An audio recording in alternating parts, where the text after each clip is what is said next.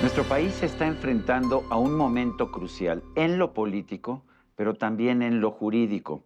¿Y por qué en lo jurídico? Bueno, se está proponiendo una reforma judicial que cambiaría, de hecho, el modelo judicial de nuestro país y se está planteando también, pues, una discusión sobre cuál debe ser la representación proporcional adecuada en las cámaras del Congreso de la Unión, lo cual podría tener consecuencias muy importantes en la vida jurídica, en la vida política, en la vida económica de nuestro país.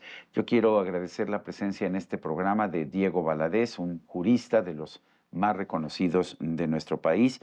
Actualmente es investigador del Instituto de Investigaciones Jurídicas de la UNAM, ha sido ministro de la Suprema Corte de Justicia, procurador federal y también procurador de la capital de la República. Diego, siempre es un gusto platicar contigo.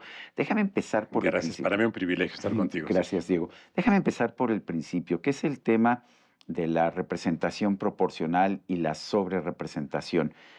Nos dicen los juristas, los abogados del gobierno, que el artículo 54 de la Constitución es muy clara y que menciona límites de 300 diputados, por ejemplo, por partido político, pero no por coalición, y que menciona un límite a la sobrerepresentación de 8% por partido político y no por coalición. Ahora, cuando yo me pongo a ver el artículo 54, encuentro que hay más que las fracciones cuarta y quinta, que hay otras fracciones. Cuéntanos qué puedes leer tú en ese artículo. Supongamos que tengan la razón, es más, la tienen. Eso Se- es lo que se- dicen las fracciones cuarta y la quinta. cuarta y quinta. Ujú. Lo que sorprende es que quienes sostienen esta tesis no lean también la fracción primera, la cual dice que para tener derecho a acceder a las diputaciones de representación proporcional, tendrá que haberse registrado por partido al menos 200 candidatos en otros tantos distritos de mayoría. Bueno, ningún partido excepto Movimiento Ciudadano lo hizo, pero ellos dicen, es que Morena, el Partido del Trabajo y el Partido Verde juntos sí registramos más de 200. Claro, ¿qué quiere decir entonces? Que aplicaron la fracción primera no como partido, sino como coalición. Ujú. Y entonces quieren que donde dice partido, se lea coalición cuando les favorece, y donde dice partido, se aplique como partido cuando también les favorece. Esto es, registraron como coalición alrededor de 250 candidaturas Ujú. de mayoría y alrededor de 50 En lo individual, cada uno de los partidos en lo individual. pero ninguno registró como partido los 200 que dice la fracción primera del artículo 54. Así es, teóricamente no tendrían derecho a ninguna diputación de representación proporcional porque no cumplieron con lo que dice la fracción primera del 54. Si consideran haber cumplido con esa fracción acreditando las candidaturas como coalición, entonces deben recibir el 8% al que se refiere la fracción quinta como coalición y no como partido, porque están dándole dos lecturas diferentes. Voy a poner el caso en términos absurdos. Ujú. Pidiendo como partido, son 3 partidos los que integran la coalición y Ujú. están, digamos, en números redondos planteando 8% por cada uno de los partidos. ¿Qué tal si la coalición hubieran sido 4 partidos? En vez de estar planteando un 74%, estarían pidiendo un 82%. Y si hubieran sido 5 partidos, cosa posible, estarían pidiendo el 90%, lo cual significaría que el 47% de los votantes se quedarían con el 10% de la representación en el Congreso. Es una lectura absurda. Como es absurdo lo que se está planteando, Sergio.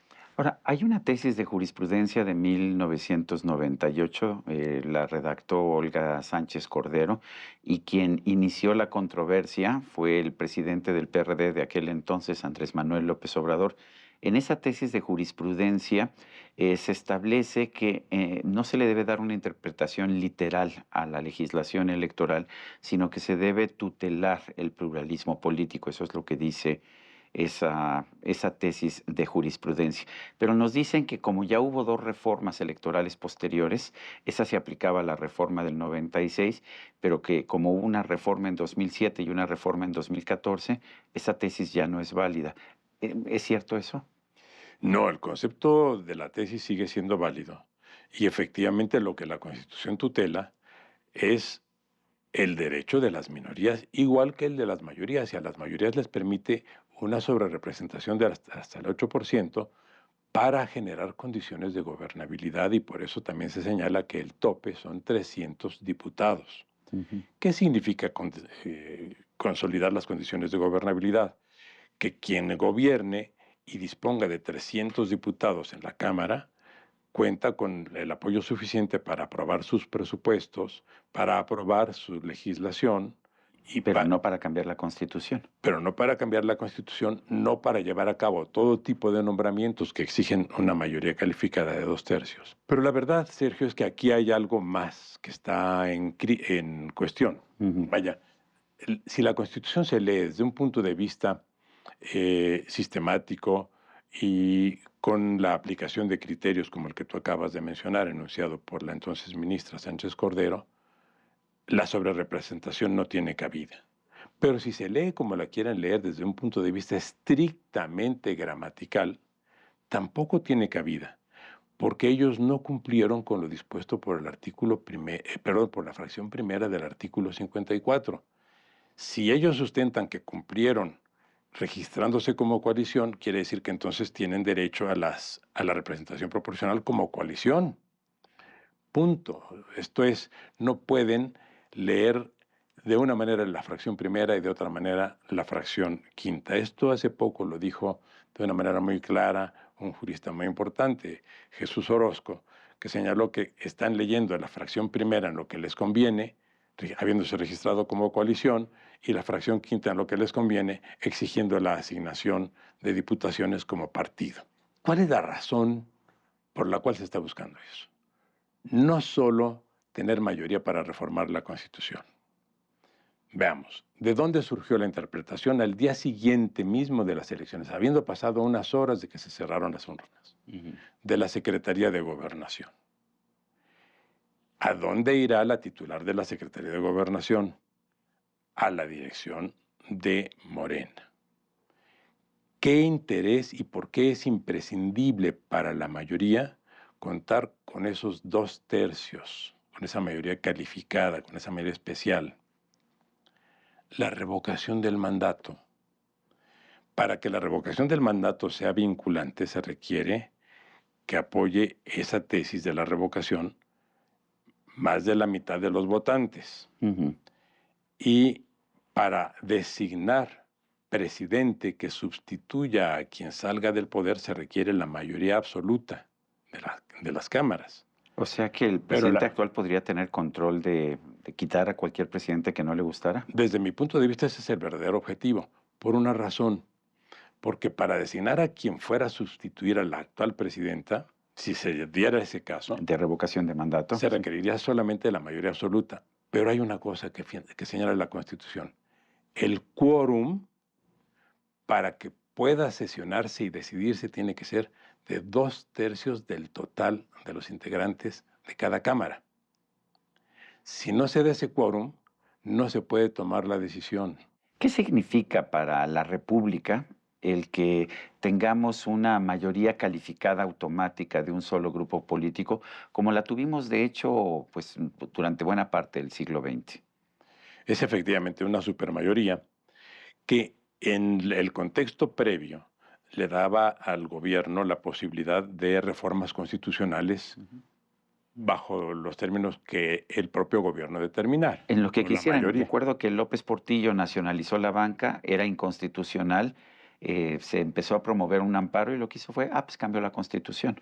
Cambió la Constitución y después la pudo cambiar el presidente de la Madrid, entre otras cosas porque el expresidente López Portillo ni tenía el ascendiente necesario sobre la opinión pública para evitarlo, ni el control sobre el partido mayoritario también para evitar que el presidente sucesor hiciera los cambios. Entonces, si Morena tiene por sí sola la capacidad de construir el quórum de 2/3, pues también tiene la posibilidad de designar. Es una especie de seguro para el caso de que la oposición active la revocación o para el caso de que, si es que la presidenta sigue fielmente los pasos del actual presidente, o para que sea Morena quien active la revocación si es que la presidenta se aparta de lo que se ha planteado Si, como continuidad. si entiendo bien, esta mayoría de 2/3 partes en las cámaras del Congreso, lo que podría dar lugar es a un nuevo maximato como el que tuvo Plutarco Elías Calles sobre los dos presidentes que lo sucedieron, Bueno, el maximato de de Plutarco Elías Plutarco. Calles fue un maximato relativo, porque hay que recordar que cuando llegó la elección de 1934, previamente Calles modificó la Constitución para que ya no hubiera reelección presidencial. Ujú. O sea, él mismo se limitó. Sí, ok. En cambio ahora, teniendo el control absoluto y teniendo el control de este nuevo instrumento que no tenía Calles, que es el de la revocación del mandato, lo que puede venir es muy superior al poder que tuvo Calles en su momento. ¿Qué consecuencias tendría la reforma judicial que está proponiendo el gobierno? Dar por terminadas las condiciones del Estado de Derecho en México. El Estado de Derecho significa que podemos prever las decisiones del poder. Cuando estas ya no se pueden prever porque el poder está libre para actuar como quiera y no tendrá ningún contrapeso y ningún control por parte del Poder Judicial, entonces el Estado de Derecho en México entra en receso. Se simple y sencillamente termina esta república democrática de contrapesos y de Estado de Derecho que hemos tratado de construir. Termina todo lo que conocemos como una república representativa y con un sistema de controles y entramos a un estado de incertidumbre y absolutamente impredecible, con una fuerte participación además de los órganos delincuenciales en el control de numerosos juzgadores a quienes podrán contribuir en cuanto a su elección, porque disponen de recursos para apoyar no solo a la elección de jueces federales, sino también dispondrán de la posibilidad de influir en la elección de jueces locales. ¿Qué opinas de la posición de que no se requiere experiencia para ser juez, que basta con salir de la Facultad de Derecho para ser un buen juez, magistrado o ministro? Un caos en todos sentidos que pone en riesgo la seguridad jurídica, la libertad y el patrimonio de todos los habitantes del país, mexicanos o extranjeros. Pues Diego Valadez, investigador del Instituto de Investigaciones Jurídicas de la UNAM, quiero, como siempre, agradecerte esta conversación. Muchas gracias, Sergio. Gracias. Y a usted, amigo, que al vernos y escucharnos hace posible este programa, se lo agradezco también. Esto es todo por hoy, pero no se le olvide. Nos vemos la próxima.